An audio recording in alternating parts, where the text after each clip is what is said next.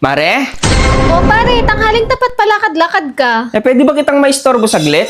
Ano ba yun pare? Halika, pasok ka. Inutusan ako ni kumare mo, Mare. May fill upan kasi nag-apply siya ng loan. Ngayon, panay English yung fill upan. Alam mo naman kami, hindi kami nakapagtapos ng elementary, kaya nilapitan kita, Mare. Sige pare, kuha ka ng upuan. Tignan ko nga pare, kunin mo yung upuan. Ay, madali lang to pare. Sige, kunin mo yan. Ikaw lang magsulat at pangit yung penmanship ko. Sige, Mare. O sige, tanungin mo na ako pare. Mare, region.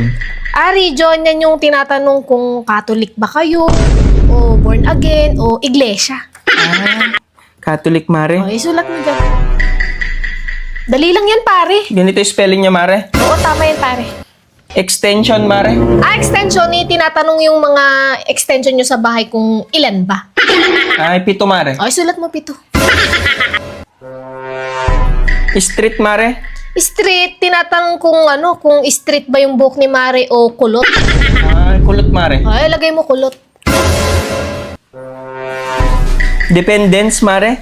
Dependence. Ay, hindi. Skip mo na yan, pare, kasi depende sa'yo kung sasagutan mo, kaya dependence.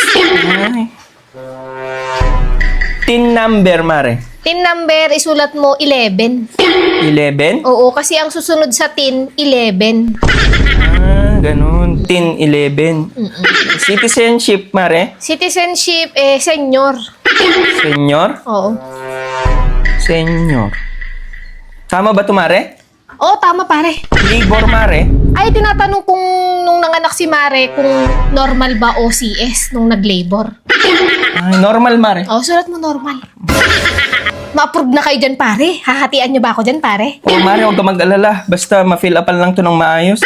Zip code, Mare. Ayan yung sa pinagtatrabahoan ni Mare kung ilan ba ang sip-sip na katrabaho niya, kaya zip code. 4 sila, Mare. Ay, sulat mo 4. Mga sip-sip kasi sila. Purpose, Mare. Purpose, tinatanong dyan kung nakapag-purpose ka na ba kay Mare bago kayo kinasal. Ay, oo, Mare. Tapos na. Yes ka mo na lang.